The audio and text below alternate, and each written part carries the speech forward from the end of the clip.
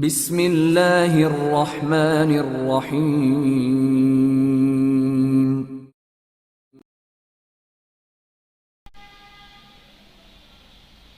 Golden send, Imran series, مصنف مظہر کلیم M اے۔ کمرے کی دیوار پر لگی ہوئی ایک اسکرین پر ایک کمرے کا منظر دکھائی دے رہا تھا۔ اس کمرے میں ایک بیڈ پر ڈان کی عورت نتاشا لیٹی ہوئی نظر آ رہی تھی۔ اس کے گرد 4 افراد کرسیوں پر بیٹھے ہوئے تھے۔ ان میں سے 2 کے ہاتھوں میں ڈائریاں تھیں جن میں وہ نوٹنگ کر رہے تھے، جبکہ 2 نتاشا سے باتوں میں مصروف تھے۔ اس اسکرین کے نیچے ایک کافی بڑی لیکن خاصی پیچیدہ مشین موجود تھی، جس پر مختلف رنگوں کے چھوٹے بڑے بلب خاصی تیزی سے چل رہے تھے، اور سفید کوٹوں میں 2 افراد اس مشین پر مسلسل جھکے اسے کنٹرول کر رہے تھے، جبکہ دیوار سے کچھ فاصلے پر ایک چھوٹی سی میز کے پیچھے رکھی ہوئی کرسی پر کرنل آرچ بیٹھا ہوا نظر آ رہا تھا۔ اس کی نظریں اسکرین پر جمی ہوئی تھیں۔ اسے کانوں پر ہیڈ فون نما آلہ لگایا ہوا تھا، اور اس ہیڈ فون کے ذریعے وہ نتاشا اور ان 2 آدمیوں کے درمیان میں ہونے والی ساری گفتگو اس طرح سن رہا تھا جیسے وہ خود بھی اسی کمرے میں موجود ہو۔ کرنل آرچ کے پیچھے ایک نوجوان بڑے مؤدبانہ انداز میں کھڑا تھا، لیکن وہ بالکل خاموش تھا۔ وہ دونوں باتیں کرنے والے آخرکار مسکراتے ہوئے اٹھے اور پھر نتاشا کو سلام کر کے بیرونی دروازے کی طرف مڑ گئے۔ ڈائریوں میں نوٹنگ کرنے والے بھی ان کے پیچھے ہی کمرے سے باہر چلے گئے تھے اور دروازہ بند ہو گیا۔ اب نتاشا کمرے میں اکیلی تھی۔ اسے آنکھیں بند کر لی تھی۔ کرنل آرچ نے ہیڈ فون اتار کر سامنے میز پر رکھ دیا۔ ڈاکٹر عمر عبدال کی میٹنگ کی کارروائی کا پتہ چلا آرلن؟ کرنل آرچ نے مڑ کر پیچھے کھڑے ہوئے نوجوان سے پوچھا۔ ابھی تک میٹنگ جاری ہوگی، اگر ختم ہو جاتی تو فون آ جاتا، نوجوان آرلن نے مؤدبانہ لہجے میں کہا۔ وہ عمران ابھی تک پکچر میں نہیں آیا، وہ نہ جانے کہاں غائب ہو گیا ہے، کرنل آرچ نے ہونٹ چباتے ہوئے کہا۔ اسی لمحے میز پر رکھے ہوئے ٹیلی فون کی گھنٹی بج اٹھی اور کرنل آرچ نے چونک کر ریسیور اٹھا لیا۔ یس، Z1 اسپیکنگ، کرنل آرچ نے تحکمانہ لہجے میں کہا۔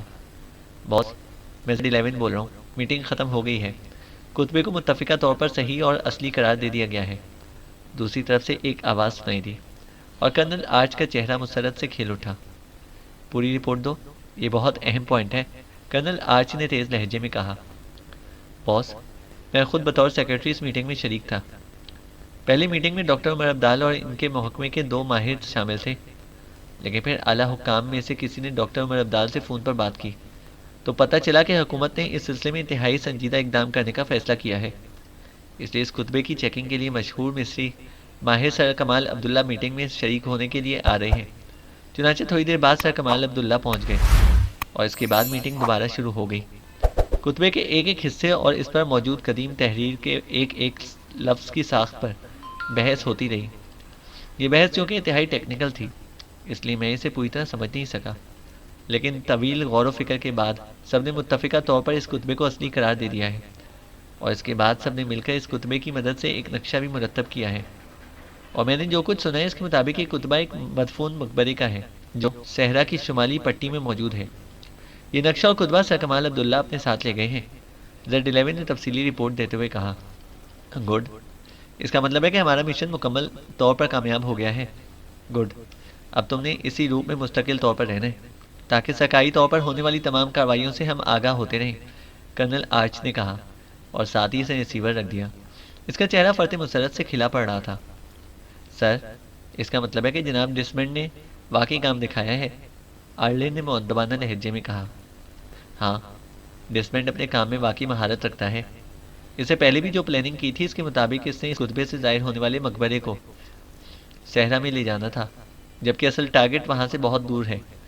بہرحال یہ اہم ترین مسئلہ تھا جو بخوبی نبٹ گیا، اور شاید ساری پلاننگ ہی فیل ہو جاتی اگر عین آخری لمحے میں مجھے جان آرنلڈ کے بنائے ہوئے نقشے کا خیال نہ آ جاتا، کرنل آرچ نے مسکراتے ہوئے کہا۔ جان آرنلڈ کا نقشہ؟ آرلن نے حیران ہو کر کہا۔ ہاں، مجھے اچانک خیال آ گیا کہ اس کے بیٹے آرگن نے اصل خطبے سے ایک نقشہ جان آرنلڈ سے بنوایا تھا۔ اب اگر جان آرنلڈ اس میٹنگ میں شریک ہوتا تو لازماً بتا دیتا کہ اس خطبے میں تبدیلی ہوئی ہے، اور اس طرح ساری پلاننگ ہی فیل ہو جاتی۔ عین آخری لمحے میں مجھے خیال آ گیا اور میں نے جان آرنلڈ کے فوری بندوبست کے احکامات دے دیے، اور جان آرنلڈ مکان کی سیڑھیوں سے پھسل کر گردن توڑوا بیٹھا، کرنل آرچ نے کہا، اور آرلن نے سر ہلا دیا۔ اب جناب، اس نتاشا کا کیا کرنا ہے؟ یہ مسلسل تو کنٹرولڈ حالت میں نہیں رہ سکتی. میرے خیال میں اب زیادہ سے زیادہ آدھا گھنٹہ اور نکالے گی. اس کے بعد اس کا ذہن ہمارے کنٹرول سے باہر ہو جائے گا، آرلین نے کہا. اور کرنل آرچ آرلین کی بات سن کر اس بری طرح اچھلا کہ کرسی سے گرتے گرتے بچا. کیا کیا کہہ رہے ہو؟ کیا تم نے اس کا ذہن لامحدود عرصے کے لیے کنٹرول نہیں کیا تھا؟ کرنل آرچ نے انتہائی غصیلے لہجے میں کہا. اوہ نو سر، میں نے آپ کو رپورٹ دی تو تھی. نتاشا کا ذہن بڑی مشکل سے کنٹرول میں آیا. اس کا آئی کیو ٹاپ کیٹیگری میں آتا ہے. ایسے ذہن کو لامحدود عرصے کے لیے کنٹرول نہیں کیا جا سکتا. بہت زیادہ کوشش کے بعد صرف 3 گھنٹے تک بات بنی تھی، اور تقریباً 2.5 گھنٹے گزر چکے ہیں، آرلین نے جواب دیا. اوہ ہاں واقعی تم نے رپورٹ دی تھی، لیکن یہ بات میرے ذہن سے ہی نکل گئی. اوہ میں تو اسے اس لیے روکے ہوئے تھا کہ عمران لازماً اس سے ملنے کے لیے آئے گا، اور اس طرح میں عمران کا رد عمل جان لوں گا.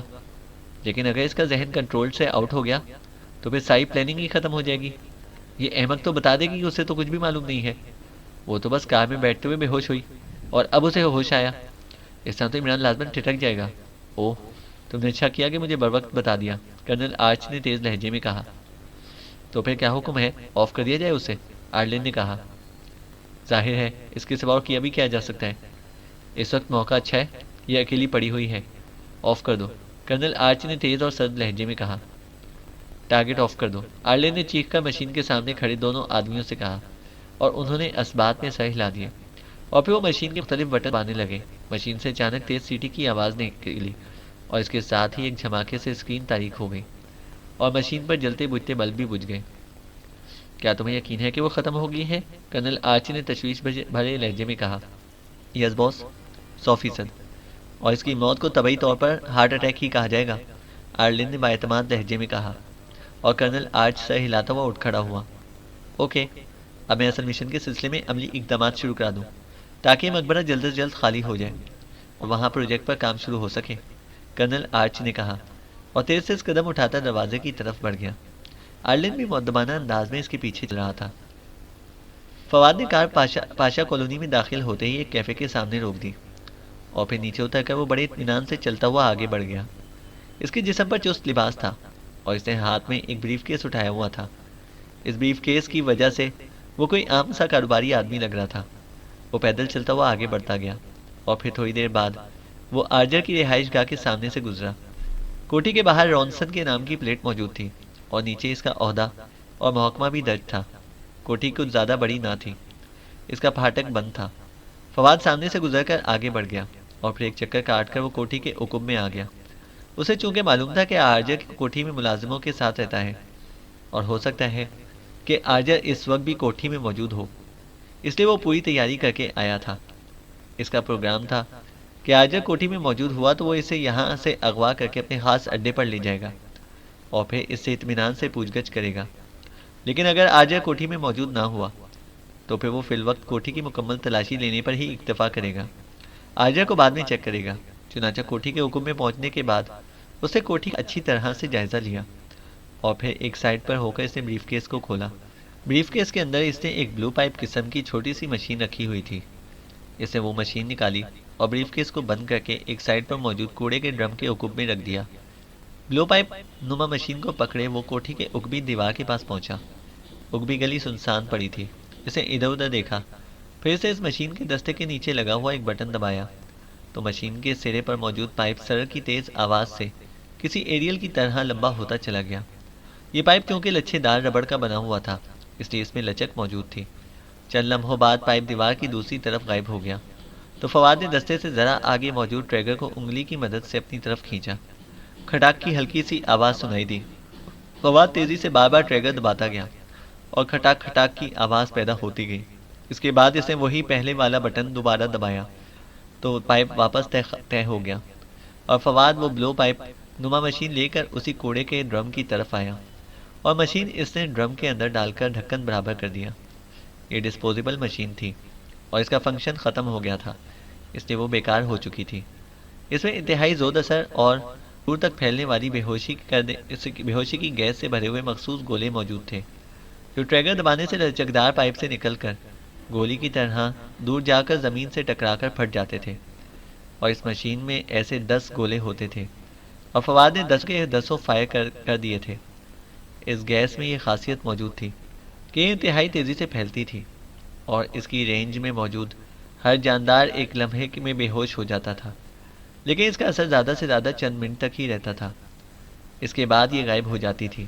فواد نے فل میگزین اس کے لیے استعمال کیا تھا کہ اگر اس عمارت کے اندر کئی تہخانے بھی ہوں تو گیس وہاں تک بھی پہنچ جائے، ورنہ تو 2-3 گولے ہی کافی تھے۔ فواد 10 منٹ تک اسی گلی میں اس طرح ٹہلتا رہا جیسے وہ اس علاقے کا رہائشی ہو اور کھانا کھانے کے بعد گلی میں ٹہلنے کے لیے نکل آیا ہو۔ 10 منٹ بعد وہ تیزی سے دوڑا اور دوسرے لمحے کسی پرندے کی طرح اڑتا ہوا دیوار پر پہنچا اور دوسری طرف کود گیا، لیکن نیچے کودنے کے بعد وہ رکا نہیں بلکہ اطمینان سے آگے بڑھتا چلا گیا، کیونکہ اسے مکمل یقین تھا کہ کوٹھی کے اندر موجود ہر ذی روح اس وقت بے ہوش پڑا ہوا ہوگا اور کم از کم 6 گھنٹوں تک ان کے ہوش میں آنے کا کوئی امکان نہ تھا۔ کوٹھی میں گھومنے کے بعد اس نے وہاں صرف 2 ملازموں کو دیکھا، جن میں سے ایک کچن میں بے ہوش پڑا ہوا تھا جبکہ دوسرا سامنے والے برآمدے میں، اور کوئی آدمی وہاں موجود نہ تھا۔ آرجا کا فوٹو بھی وہ دیکھ چکا تھا اور اس کا حلیہ بھی اسے معلوم تھا، اس لیے آرجا ان میں شامل نہ تھا اور نہ ہی وہ کوٹھی میں ملا تھا۔ اس لیے فواد فوراً سمجھ گیا کہ آرجا کوٹھی میں موجود نہیں ہے، چنانچہ سے تلاشی کا کام شروع کر دیا، لیکن کوٹھی میں وہی عام سامان تھا جیسا کہ رہائشی کوٹھیوں میں ہوتا ہے۔ اس نے سب سے پہلے تو کپڑوں والی الماریاں چیک کی، وہاں موجود مختلف قسم کے لباسوں کی جیبیں دیکھی، ان الماریوں میں موجود مختلف خانے چیک کیے، لیکن کہیں کوئی ایسی چیز نہ ملی جس سے آرجا کی کارکردگی کے متعلق کچھ پتہ چلتا۔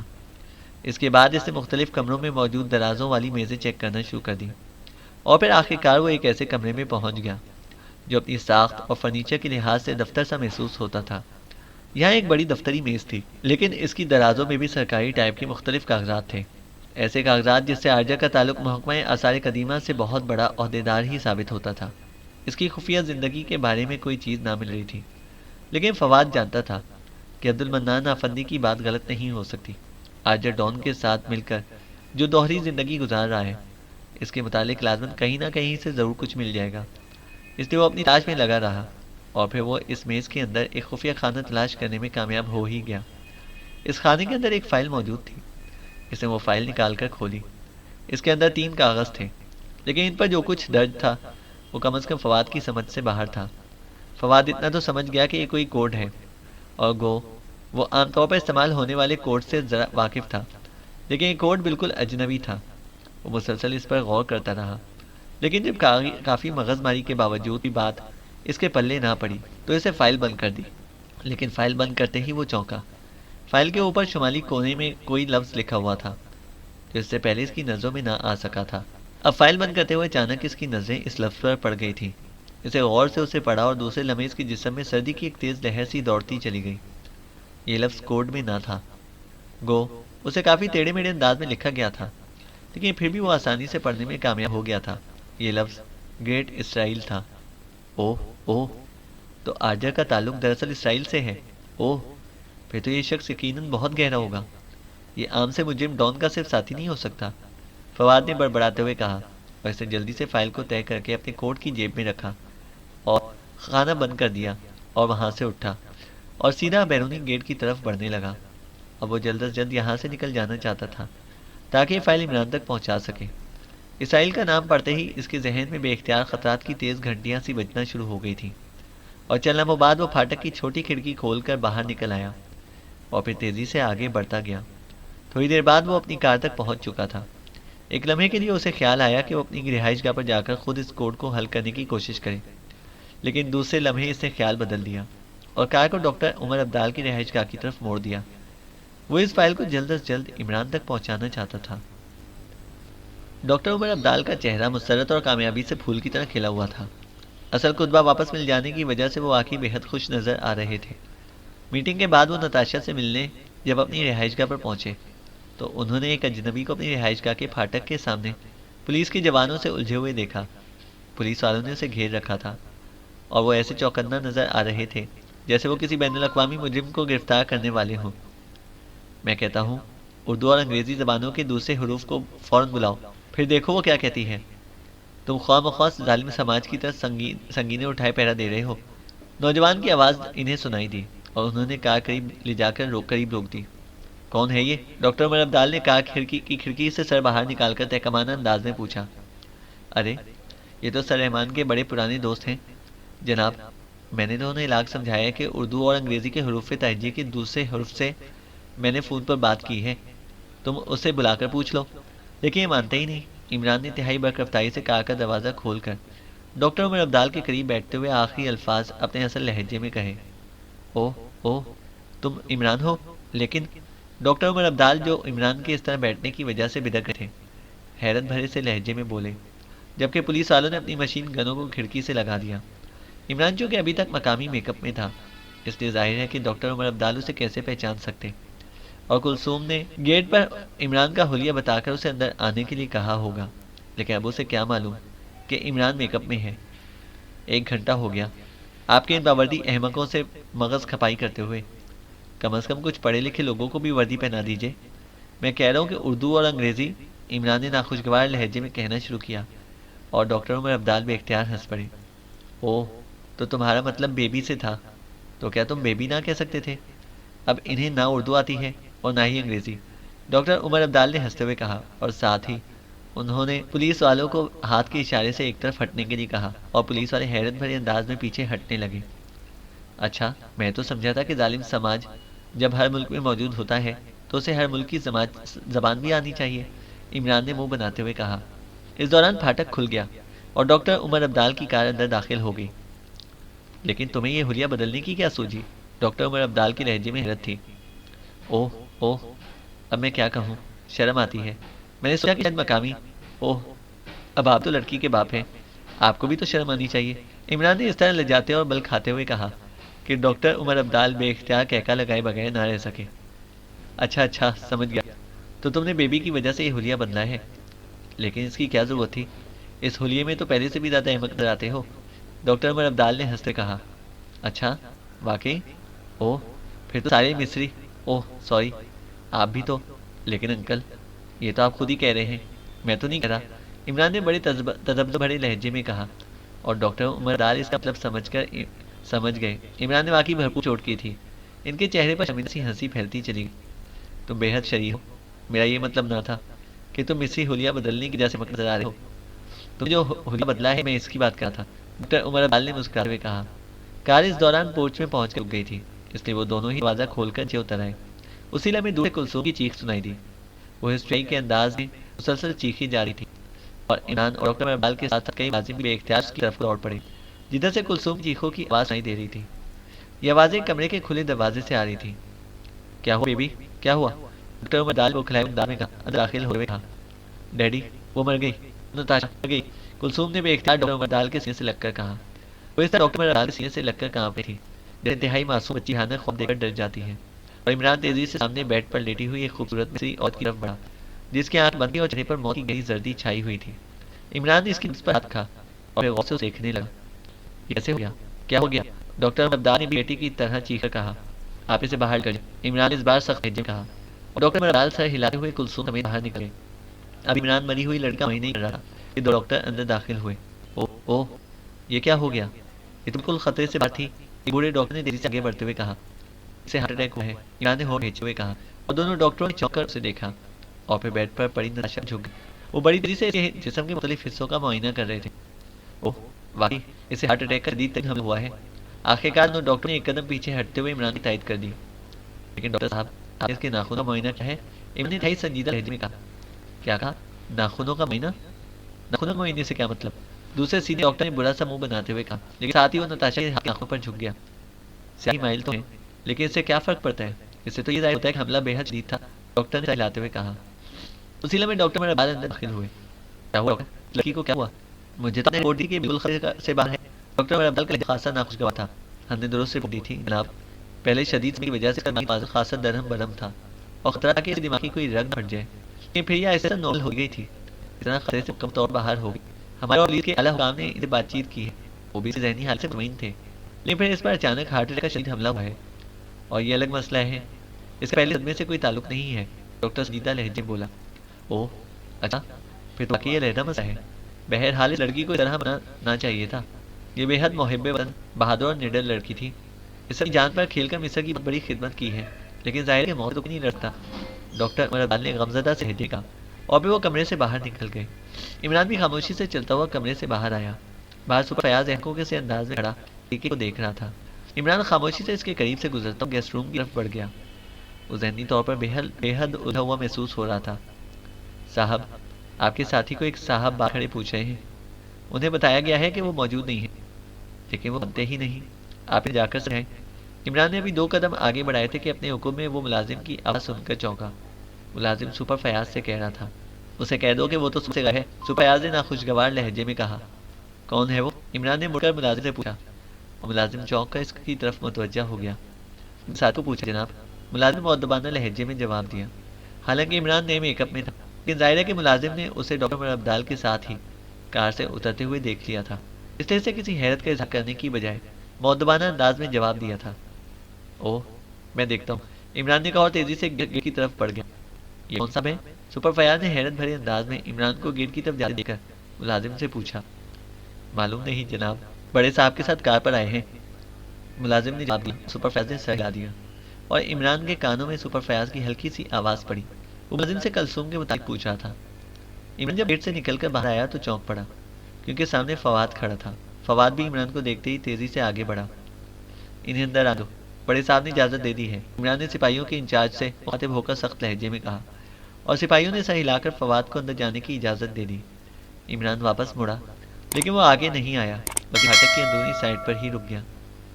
کیا بات ہے فواد، تم یہاں کیوں آئے؟ فواد کے اندر داخل ہوتے ہی عمران نے سخت لہجے میں پوچھا، اور فواد آگے جانے کی بجائے عمران کی طرف بڑھ آیا۔ عمران صاحب، آجر اسرائیلی ایجنٹ ہے، میں نے اس کی کوٹھی کی تلاشی لی ہے، یہ فائل ملی ہے کسی نامعلوم کوڈ میں، لیکن اس کے کونے پر گریٹ اسرائیل کے الفاظ لکھے ہوئے ہیں۔ فواد نے قریب آ کر سرگوشیانہ لہجے میں کہا، اور عمران نے اس کی بات سن کر بے اختیار چونک پڑا۔ کہاں ہے وہ فائل؟ عمران نے ادھر ادھر دیکھتے ہوئے کہا، لیکن اس کی طرف کوئی متوجہ نہ تھا۔ اسے لازم ادھر دوڑتے پھر رہے تھے، اور فواد نے کوڈ کی جیب سے طے شدہ فائل نکال کر عمران کی طرف بڑھائی، جسے عمران نے اس کے ہاتھ سے جھپٹ کر اس قدر تیزی سے اپنی جیب میں منتقل کر لیا کہ اگر کوئی دیکھ بھی رہا ہو تو اسے یقیناً یہ معلوم نہ ہو سکا ہوگا کہ عمران نے فواد کے ہاتھوں سے کیا وصول کیا ہے۔ وہ لڑکی نتاشا مر گئی ہے؟ گو، بظاہر ہارٹ اٹیک کا کیس ہے، لیکن میرا خیال کچھ اور ہے، لیکن اب تمہاری بات سن کر میرا شک یقین میں بدل گیا ہے۔ بہرحال اب میں سب کچھ اس زاویے سے چیک کروں گا۔ آجر وہاں موجود تھا کوٹھی میں؟ عمران نے کہا۔ نہیں، صرف 2 ملازم تھے، میں انہیں بلو پائپ مشین سے بے ہوش کر دیا تھا۔ فواد نے سر ہلاتے ہوئے کہا۔ نتاشا کی موت کی خبر سن کر اس کی آنکھوں میں بھی الجھن کے تاثرات نمایاں ہو گئے تھے۔ تم اس کوٹھی کی نگرانی کرو یا کراؤ، آجر جیسے ہی آئے اسے اغوا کر کے اپنے ٹھکانے پر لے جاؤ، لیکن کام انتہائی احتیاط سے ہونا چاہیے۔ تمہارا اسپیشل نمبر کیا ہے؟ عمران نے اسے ہدایت دیتے ہوئے کہا۔ میرے پاس ایسے کاموں کے لیے 2 آدمی موجود ہیں، میں ان کی ڈیوٹی لگا دیتا ہوں، فواد نے اپنا مخصوص نمبر بتاتے ہوئے کہا۔ ٹھیک ہے، تم جاؤ، میں بھی اب یہاں سے شفٹ ہو جاؤں گا۔ میرا خیال ہے کہ یہاں کی بھی مکمل نگرانی ہو رہی ہے، عمران نے کہا، اور پھر تیزی سے اندرونی عمارت کی طرف مڑ گیا، جبکہ فواد سر ہلاتا ہوا واپس پھاٹک سے باہر نکل گیا۔ اسرائیل کا نام درمیان میں آتے ہی عمران کو ایسا محسوس ہو رہا تھا جیسے یکلخت سارا منظر ہی بدل گیا ہو۔ وہ اب تک جسے ایک عام سی چوری کا کیس سمجھ رہا تھا، لیکن وہ اچھی طرح جانتا تھا کہ اسرائیل جیسا ملک عام سی چوریوں کے چکر میں ملوث نہیں ہوتا۔ اگر وہ واقعی اس چکر میں ملوث ہے تو پھر یہ کوئی انتہائی گہری سازش ہوگی، اور اب اسے اس گہری سازش کے بخیے ادھیڑنے تھے۔ یہی سوچتا ہوا وہ گیسٹ روم کی طرف بڑھتا چلا گیا۔ سپر فیاض نہ جانے کہاں چلا گیا تھا۔ عمران اب سب سے پہلے اس فائل کو چیک کرنا چاہتا تھا۔ اپنے کمرے کی چابی اس کے پاس موجود تھی، اس لیے اس نے اطمینان سے تالا کھولا اور کمرے میں داخل ہو کر اس نے دروازہ اندر سے لاک کر دیا۔ اس کے بعد وہ سیدھا اپنے بریف کیس کی طرف بڑھا۔ اس نے بڑی گہری نگاہوں سے بریف کیس کو چیک کیا۔ وہ دیکھنا چاہتا تھا کہ اس کی عدم موجودگی میں بریف کیس کو کھولا تو نہیں گیا، کیونکہ اب اسرائیل کے درمیان میں آ جانے سے سب کچھ ممکن تھا۔ ویسے بھی احتیاط اس کی عادت کا ایک جزو بن چکی تھی۔ چند لمحے غور سے دیکھنے کے بعد اس کی آنکھوں میں اطمینان کی جھلکیاں ابھر آئیں۔ بریف کیس پر اس کی مخصوص نشانی موجود تھی۔ اس کا مطلب ہے کہ بریف کیس کو کھولا نہ گیا تھا۔ اسے خود بریف کیس کو کھولا اور پھر اس کے ایک خفیہ خانے سے اس نے جلد گائیکر نکال کر اس کی مدد سے اسے پورے کمرے کو چیک کرنا شروع کر دیا، لیکن گائیکر خاموش رہا۔ پھر باتھ روم کو چیک کرنے کے بعد عمران کو اطمینان ہو گیا کہ یہاں کوئی ساؤنڈ پروف کچن فٹ نہیں ہے۔ اسے گائیکر کو واپس بریف کیس میں رکھا اور پھر اسے ٹیبل لیمپ کا پلگ ساکٹ سے نکالا اور پھر لیمپ سمیت باتھ روم میں چلا گیا۔ اسے وہاں پلگ لگایا اور پھر ٹیبل لیمپ جلا کر اس نے اسے فلش ٹینک کے اوپر رکھ دیا اور جیب سے فواد کی دی ہوئی فائل نکال کر اس نے کھولی اور پھر ٹیبل لیمپ کی تیز روشنی میں اسے پڑھنے کی کوشش میں مصروف ہو گیا۔ تحریر واقعی کوڈ میں تھی اور بظاہر یہ کوڈ اس کے لیے نامانوس تھا، لیکن ایسے معاملات میں عمران کا ذہن حیرت انگیز تیزی دکھاتا تھا۔ وہ چند لمحے اس کوڈ پر غور کرتا رہا اور پھر اچانک چونک پڑا۔ اب اسے یہ کوڈ سمجھ میں آ گیا تھا۔ اوہ، واقعی فواد کی بات درست ہے، آرجر کا تعلق اسرائیل سے ہے، یہ اس کی اسپیشل ایجنسی کا مخصوص کوڈ ہے، عمران نے بڑبڑاتے ہوئے کہا، کیونکہ اسے یاد آ گیا تھا کہ یہ کوڈ اس نے اسرائیل میں ایک مشن کے دوران اسپیشل ایجنسی سے ملنے والی ایک فائل میں دیکھا تھا اور پھر اسے حل بھی کیا تھا۔ چونکہ اسے کافی عرصہ گزر گیا تھا اور دوبارہ اسے یہ کوڈ دکھائی نہ دیا تھا، اس لیے فوری طور پر یہ کوڈ اس کی سمجھ میں نہ آ سکا تھا، لیکن ذہن پر زور دینے سے سب کچھ یاد آ گیا تھا، اور یاد آ جانے کے بعد ظاہر ہے کہ اب یہ کوڈ مشکل نہ رہا تھا۔ عمران جیسے جیسے فائل کے مندرجات پر ذہنی طور پر ڈی کوڈ کر کے پڑھتا گیا، اس کے چہرے پر شدید الجھن کے آثار نمایاں ہوتے چلے گئے۔ فائل آرجر کی ذاتی فائل تھی اور شاید آرجر نے اسے اسپیشل ایجنسی سے نقل کیا تھا۔ اس میں آرجر کے متعلق تفصیلات درج تھیں، اس کی اسپیشل ایجنسی میں تعیناتی سے پہلے کے حالات، اس کی تعلیم وغیرہ کی تمام تفصیلات، اور پھر آخر میں مصری محکمہ آثار قدیمہ میں اس کی خصوصی تعیناتی۔ لیکن سب سے آخری صفحے پر جو کچھ لکھا ہوا تھا اسے عمران کو الجھنے پر مجبور کر دیا۔ وہ تیزی سے مڑا اور باہر کمرے میں آ کر اس نے میز پر موجود پیڈ اور قلم اٹھایا اور دوبارہ غسل خانے میں پہنچ گیا۔ وہ ابھی سے باقاعدہ ڈی کوڈ کرنا چاہتا تھا کیونکہ اسے سرسری طور پر نہ پڑھا جا سکتا تھا۔ عمران کا قلم تیزی سے پیڈ پر رواں ہو گیا اور جب اس نے قلم روکا تو فائل کا آخری صفحہ ڈی کوڈ ہو کر اس کے سامنے تھا اور وہ اب اسے غور سے پڑھنے لگا۔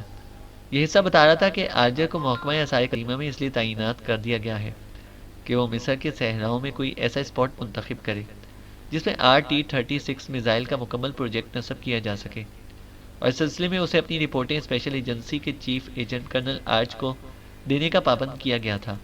کرنل آرچ کو ایک جگہ پر Z1 بھی لکھا گیا تھا، اور عمران نے سر ہلا دیا۔ اب بات کچھ سمجھ میں آتی جا رہی تھی۔ اس نے ایک طویل سانس لیتے ہوئے فائل بند کی اور پھر اس نے جیب سے لائٹر نکالا اور فائل اور ڈی کوڈ کیے ہوئے کاغذات کو یکے بعد دیگرے آگ لگا دی۔ جب سارے کاغذ اچھی طرح جل کر راکھ ہو گئے تو اس نے یہ راکھ اکٹھی کر کے کموڈ میں ڈالی اور فلش ٹینکی کا بٹن پریس کر دیا۔ پانی کا ریلا چند لمحوں میں یہ راکھ بہا کر لے گیا اور عمران طویل سانس لیتا ہوا اٹھا۔ اس نے ٹیبل لیمپ کا پلگ علیحدہ کیا اور پھر باتھ روم سے نکل کر واپس کمرے میں آ گیا۔ ابھی وہ کمرے میں موجود آرام کرسی پر آ کر بیٹھا ہی تھا کہ دروازے پر زور سے دستک کی آواز سنائی دی۔ کون ہے؟ عمران نے بدلے ہوئے لہجے میں کہا۔ اندر کون ہے؟ باہر سے فیاض کی حیرت بھری آواز سنائی دی اور عمران مسکراتا ہوا دروازے کی طرف بڑھ گیا۔ اس نے چٹکنی کھول دی۔ کون ہو تم؟ اور یہاں کیا کر رہے ہو؟ سپر فیاض کے لہجے میں بے پناہ حیرت تھی۔ خاموشی سے اندر آ جاؤ سپر، ورنہ، عمران نے بدلے ہوئے لہجے میں انتہائی گھبراتے ہوئے کہا، اور ساتھ ہی اسے انتہائی پھرتی سے جیب سے ریوالور نکال لیا۔ کیا مطلب؟ سپر فیاض ریوالور دیکھ کر بری طرح چونکا اور اس کا جسم تنسا گیا۔ غلط حرکت مت کرنا ورنہ گولی دل میں پڑے گی، اندر آ جاؤ، عمران نے پہلے سے زیادہ کرخت لہجے میں کہا، اور فیاض بری طرح ہونٹ کاٹتا ہوا اندر آ گیا۔ عمران نے اسے کرسی پر بیٹھنے کا حکم دیا اور فیاض خاموشی سے کرسی پر بیٹھ گیا۔ وہ تمہارا ساتھی عمران کا ہے؟ عمران نے دروازے کے ساتھ پشت لگا کر کھڑے ہوتے ہوئے کہا۔ مجھے نہیں معلوم، وہ صبح سے غائب ہے، فیاض نے جواب دیا۔ تم کلثوم کے ساتھ ڈان کے پاس کیا کرنے گئے تھے؟ ہوٹل آفندی میں، عمران کے لہجے میں بھیڑیے کی سی گڑاہٹ ابھر آئی تھی۔ تمہیں کیسے معلوم؟ فیاض نے بری طرح چونکتے ہوئے کہا۔ دیکھو مسٹر، ہمیں معلوم ہے کہ تمہارا تعلق پاکیشیا سے ہے، لیکن ہمارا اصل شکار عمران ہے، تم نہیں۔ اگر ہم چاہتے تو تمہیں بھرے بازار میں گولیوں سے چھلنی بھی کر دیتے۔ ڈان گو ہمارا آدمی تھا، لیکن ہم نے اسے بھی ختم کرا دیا، صرف اس لیے کہ تم اس کے ساتھ جا کر ملے تھے، اور تمہارا تعلق بہرحال عمران سے تھا۔ اب تم صرف اتنا بتا دو کہ تمہاری ڈان کے ساتھ کیا گفتگو ہوئی۔ اگر تم نہیں بتاؤ گے تو پھر ہم تمہیں گولی مارنے کے بعد کلثوم کو اغوا کر کے لے جائیں گے، اور تم جانتے ہو کہ کلثوم کتنی دیر ہمارے تشدد کے سامنے ٹھہر سکے گی۔ ہم نہیں چاہتے کہ کلثوم جیسی لڑکی پر خواہ مخواہ تشدد کریں اور وہ زندگی بھر کے لیے زندہ درگور ہو جائے اور تمہاری جان بھی چلی جائے، عمران نے انتہائی سرد لہجے میں کہا۔ اوہ، کلثوم بے حد معصوم اور جذباتی لڑکی ہے، اسے کچھ مت کہو، میں بتاتا ہوں۔ ڈان کے پاس مجھے کلثوم لے کر گئی تھی، اس کا خیال تھا کہ اس کے والد کی تحویل میں کوئی سرکاری کتبہ ڈان نے چوری کیا ہے اور اس کے پاس موجود ہے، لیکن ڈان نے ہمیں مکمل طور پر یقین دلا دیا تھا کہ اس کا اس چوری سے کوئی تعلق نہیں ہے۔ وہ انتہائی شریف اور کاروباری آدمی ہے۔ اسے ہمیں مصری اعلیٰ ترین حکام کے ساتھ اپنے فوٹو دکھائے، ٹیپ سنوائے، جسے واقعی ثابت ہوتا تھا کہ ڈان کسی قسم کا مجرم تنظیم سے کوئی تعلق نہیں ہو سکتا۔ چنانچہ کلثوم مطمئن ہو گئی اور ہم واپس آ گئے۔ فیاض نے جلدی جلدی بتانا شروع کر دیا۔ کلثوم تو مطمئن ہو گئی، تم اپنی بات کرو، تمہارا کیا آئیڈیا ہے؟ عمران نے پوچھا۔ میرا اس چوری وغیرہ سے کوئی تعلق نہیں، اور نہ ہی مجھے اسے کوئی دلچسپی ہے۔ میں تو کلثوم کی وجہ سے چلا گیا تھا، فیاض نے جواب دیا۔ تو پھر تم یہاں کیوں آئے؟ عمران نے کہا۔ اوہ، میں سرکاری طور پر تو نہیں آیا، میں تو عمران کے رشتے کے لیے آیا ہوں، فیاض نے کہا۔ اور اب عمران کی بجائے اپنے رشتے کے چکر میں پڑ گئے ہو؟ عمران نے منہ بناتے ہوئے کہا۔ کیا مطلب؟ کیا کہہ رہے ہو؟ فیاض نے چونک کر کہا۔ تو پھر کلثوم سے کیوں چمٹے پھر رہے ہو؟ میں سلمہ بھابھی کو پوری رپورٹ دوں گا، پھر جوتیاں گننا بھی دشوار ہو جائے گا، عمران نے اس بار اپنے اصل لہجے میں کہا۔ اور فیاض عمران کا اصل لہجہ سنتے ہی ہوں کرسی سے اچھلا، جیسے کرسی میں اچانک طاقتور اسپرنگ نکل آئے ہوں۔ اوہ، تم عمران، یہ کیا حرکت تھی؟ میں تمہیں گولی مار دوں گا، فیاض نے غصے سے چیختے ہوئے کہا اور تیزی سے عمران کی طرف جھپٹا۔ ارے، اچھا چلو نہیں دوں گا رپورٹ، لیکن ایک سادہ سا چیک پر دستخط کرنے پڑیں گے، عمران نے جھکائی دے کر ایک طرف کو دوڑتے ہوئے کہا۔ تم سور، تم نے میری آدھی جان نکال دی، فیاض نے اس بار قدر شرمندہ سے لہجے میں کہا۔ ارے پھر تم زندہ کیسے ہو؟ آدھی تو پہلے ہی کسی اور کی طرف شفٹ ہو چکی ہے، باقی آدھی لیے پھر رہے ہو۔ وہ بھی نکل گئی، عمران نے مسکراتے ہوئے کہا، اور فیاض اس بار شرمندہ سی ہنسی ہنس کر رہ گیا۔ آخر تم اس میک اپ میں اور یہ سارا چکر، اب تمہیں مجھے بتانا پڑے گا کہ تم کس چکر میں یہاں پر آئے ہو، فیاض نے مصنوعی طور پر لہجے کو غسیلہ بنانے کی کوشش کرتے ہوئے کہا۔ سنو فیاض، میں واقعی یہاں کلثوم کے سلسلے میں آیا تھا، ڈیڈی نے زبردستی بھیج دیا تھا، لیکن یہاں آ کر میں نے محسوس کیا ہے کہ کلثوم مجھ سے زیادہ تمہیں دلچسپی لے رہی ہے، تو میں نے درمیان سے ہٹ جانے کا فیصلہ کر لیا ہے۔ تم فکر نہ کرو، سلمہ بھابھی کا کیا ہے، ہمارے یہاں کی عورتیں رو دھو کر خاموش ہو جاتی ہیں، عمران نے بڑے سنجیدہ سے لہجے میں کہا۔ شٹ اپ، اب تم بکواس پر اتر آئے ہو؟ میں تمہاری وجہ سے کلثوم کو پہلے لمحے سے اپنی بہن سمجھتا رہا ہوں، اور اب تک بہن ہی سمجھتا ہوں، ویسے بھی وہ انتہائی معصوم لڑکی ہے۔ آئندہ اگر تم نے ایسی بکواس کی تو میں تمہارا سر توڑ دوں گا، سمجھے؟ فیاض نے اس بار انتہائی غصیلے لہجے میں کہا۔ اوہ، تو تم اب میرے سالے بننے کے چکر میں ہو، تاکہ ساری خدائی ایک طرف اور جورو کا بھائی ایک طرف والے محاورے کے تحت مجھ پر انڈائریکٹ روپ جما سکو، عمران نے آنکھیں نکالتے ہوئے کہا، اور سپر فیاض بے اختیار ہنس پڑا۔ اور پھر اس سے پہلے کہ ان کے درمیان کوئی مزید بات ہوتی، دروازے پر زور سے دستک ہوئی۔ اندر کون ہے؟ دستک کے ساتھ ہی باہر سے کلثوم کی چیختی ہوئی آواز سنائی دی، اور عمران نے ہونٹوں پر انگلی رکھ کر فیاض کو خاموش رہنے کا اشارہ کر دیا، اور خود آگے بڑھ کر اس نے دروازہ کھول دیا۔ کون ہو تم؟ دروازے پر کھڑی کلثوم کے لہجے میں عمران کو دیکھ کر شدید حیرت نمودار ہو گئی تھی، اس کے ساتھ ہی اس کی نظریں اندر موجود فیاض پر پڑیں جو کرسی پر بیٹھ رہا تھا، تو وہ چونک پڑی۔ مس کلثوم، عمر عبدال صاحبہ، آپ پلیز اندر آ جائیے، ورنہ عمران کا لہجہ بدلا ہوا تھا۔ مگر تم ہو کون اور یہاں کیوں گھسے ہوئے ہو؟ فیاض صاحب، یہ کون ہے؟ کلثوم نے بری طرح ہونٹ کاٹتے ہوئے کہا۔ فیاض کی وہاں موجودگی سے شاید وہ اندر بھی آ گئی تھی۔ آپ کے فیاض صاحب میرے ہونے والے سالہ ہیں، اور فرمائیے، عمران نے کہا۔ سالہ صاحب؟ کیا بکواس ہے؟ کلثوم اور زیادہ بکھلا گئی، اور اسی لمحے فیاض بے اختیار ہنس پڑا۔ مس کلثوم، یہ عمران ہے، میک اپ میں ہے، فیاض نے بھانڈا پھوڑ دیا۔ عمران، اوہ یہ نہیں، ایسا ناممکن ہے، اوہ اس کا قد و قامت تو وہی ہے، لیکن نہیں، یہ عمران نہیں ہے، کلثوم نے شدید ترین حیرت بھرے لہجے میں کہا۔ شاید وہ سوچ بھی نہ سکتی تھی کہ میک اپ سے اس حد تک حلیہ رنگ اور نسل بھی بدل سکتی ہے۔ کیا میں آپ کو عمران سے زیادہ عقل مند نظر آ رہا ہوں؟ عمران نے مسکراتے ہوئے کہا۔ عقل مند؟ کیا مطلب؟ تم تو اس سے بھی زیادہ احمق نظر آ رہے ہو، کلثوم نے کہا، اور عمران ہنس پڑا۔ اب مجبوری ہے، جب باپ بیٹی کی رائے ایک ہو جائے تو پھر بیچارہ امیدوار کہاں جائے، عمران نے اس بار اپنے اصل لہجے میں کہا، اور کلثوم اس کا لہجہ سن کر ایک بار پھر اچھل پڑی۔ اوہ، تم واقعی عمران ہو، لیکن یہ شکل و صورت، اوہ اس حد تک تو فرق نہیں ہو سکتا۔ کلثوم کے لہجے میں بے پناہ حیرت تھی۔ میرا خیال تھا کہ شاید مصری بن جانے کے بعد نظر مہربان ہو جائے گی، لیکن خواہ مخواہ پیسے ہی برباد ہوئے۔ وہ میک اپ میں مین 5,000 روپے مانگ رہا تھا، میں نے اسے بڑی مشکل سے 2,000 پر راضی کیا تھا، تبھی اس نے مجھے فیاض سے بھی زیادہ احمق بنا دیا، عمران نے منہ بناتے ہوئے کہا، اور تیزی سے باتھ روم کی طرف مڑ گیا۔ یہ واقعی عمران ہے؟ باتھ روم کا دروازہ بند کرتے ہوئے اسے کلثوم کی آواز سنائی دی، جو فیاض سے پوچھ رہی تھی۔ عمران نے میک اپ ایسا کیا تھا جو سادہ پانی سے آسانی سے صاف ہو سکتا تھا، اس لیے تھوڑی دیر بعد وہ اپنی اصل شکل میں آ گیا اور تولیے سے چہرہ صاف کر کے وہ باتھ روم سے باہر آ گیا۔ کلثوم بھی اب فیاض کے ساتھ ہی کرسی پر بیٹھ چکی تھی۔ اوہ واقعی حیرت انگیز میک اپ ہے، میں تصور بھی نہ کر سکتی تھی۔ لیکن تم کہاں غائب ہو گئے تھے؟ فیاض صاحب نے مجھے بتایا ہے کہ تمہیں بھی یہ بھی معلوم ہے کہ ہم ڈان کے پاس گئے تھے، کلثوم نے کہا۔ ظاہر ہے اب میں اتنی غفلت تو کر نہیں سکتا کہ تم فیاض کے ساتھ جاؤ اور مجھے معلوم بھی نہ ہو، عمران نے منہ بناتے ہوئے کہا۔ کیا مطلب؟ کیا بکواس کر رہے ہو؟ کلثوم نے اس کا مطلب سمجھتے ہوئے انتہائی بھڑکتے ہوئے لہجے میں کہا۔ اب مسئلہ حل ہو گیا ہے، اس لیے میری طرف سے تم ڈان کے پاس جاؤ یا نائٹ کے پاس، اب مجھے کوئی پرواہ نہیں۔ فیاض نے مجھے بتا دیا ہے کہ وہ تمہیں چھوٹی بہن سمجھتا ہے، عمران نے بڑے مطمئن لہجے میں کہا اور ایک کرسی گھسیٹ کر بیٹھ گیا۔ نانسنس، احمق، الو، تمہیں بات کرنے کی بھی تمیز نہیں ہے، کلثوم نے کاٹ کھانے والے لہجے میں کہا۔ سن لیا فیاض، ویسے ہی اترا رہے تھے کہ میں تمہارا سارا صاحب بننے والا ہوں، اور ساری خدائی ایک طرف، جورو کا بھائی ایک طرف والا محاورہ سنا سنا کر مجھے دہشت زدہ کر رہے تھے۔ عمران نے بات کا رخ فیاض کی طرف موڑتے ہوئے کہا۔ میں تمہیں کہہ رہی ہوں، فیاض صاحب کو نہیں کہہ رہی۔ اور سنو، اب اگر تم نے مزید بکواس کی تو میں واقعی سر توڑ کر رکھ دوں گی تمہارا، کلثوم نے کہا۔ ویسے تم نے دوسری تلوار توڑنے میں جلدی کی، مجھے توڑ لینے دینا تھا، عمران نے اس بار خاصے خشک لہجے میں کہا، اور کلثوم ایک بار پھر چونک پڑی۔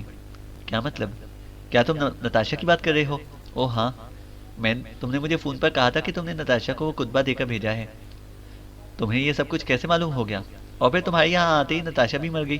اوہ، تم میرے تصور سے بھی زیادہ خطرناک آدمی ہو، کلثوم نے کہا، اور آخری فکرہ کہتے کہتے اس کے چہرے پر خوف کے آثار امڑ آئے اور عمران ہنس پڑا۔ چلو کچھ ترقی تو ہوئی، احمق سے خطرناک تک پہنچ گیا ہوں، اس طرح ایک روز منزل بھی آ جائے گی، عمران نے مسکراتے ہوئے کہا، اس کی آنکھوں میں شرارت تھی۔ مس صاحبہ، بڑے صاحب اپنے ساتھ آنے والے اس نوجوان کو بلا رہے ہیں، وہ مقامی نوجوان کو، لیکن مس صاحبہ وہ کہیں نظر نہیں آ رہا، اسی لمحے ملازم نے دروازے سے نمودار ہوتے ہوئے کہا۔ اوہ، کہاں ہے وہ؟ عمران نے اٹھ کر کھڑے ہوتے ہوئے کہا۔ وہ اپنے کمرے میں ہے جناب، ملازم نے مؤدبانہ لہجے میں کہا۔ تم جاؤ، میں اسے ڈھونڈ کر لے آتی ہوں، کلثوم نے ملازم سے کہا، اور ملازم سر جھکائے واپس چلا گیا۔ کیا ڈیڈی کو معلوم ہے کہ اس میک اپ میں تم ہو؟ کلثوم نے مڑ کر عمران سے کہا۔ ہاں، تبھی تو میں نے کہا تھا کہ باپ بیٹی کی رائے ایک سی ہو گئی ہے، انہوں نے بھی یہی کہا تھا کہ تم اس حلیے میں عمران سے بھی زیادہ احمق لگ رہے ہو، عمران نے منہ بناتے ہوئے کہا۔ تو چلو ڈیڈی کے پاس، میں اب تمہارے ساتھ ہی جاؤں گی، تم خطرناک آدمی ہو، ڈیڈی سیدھے سادے آدمی ہیں، کہیں ایسا نہ ہو کہ وہ کسی نئے چکر میں پھنس جائیں، کلثوم نے کہا۔ ان کی اب عمر رہ گئی ہے نئے چکر میں پھنسنے کی، عمران نے منہ بناتے ہوئے کہا۔ اوہ، تم نے پھر وہی بکواس شروع کر دی، چلو، کلثوم نے غصیلے لہجے میں کہا، اور عمران کا بازو پکڑ کر دروازے کی طرف گھسیٹنے لگی۔ چینل کو سبسکرائب کریں اور بیل آئیکن کو پریس کریں تاکہ ہماری ہر اپڈیٹ آپ کو بر وقت مل سکے۔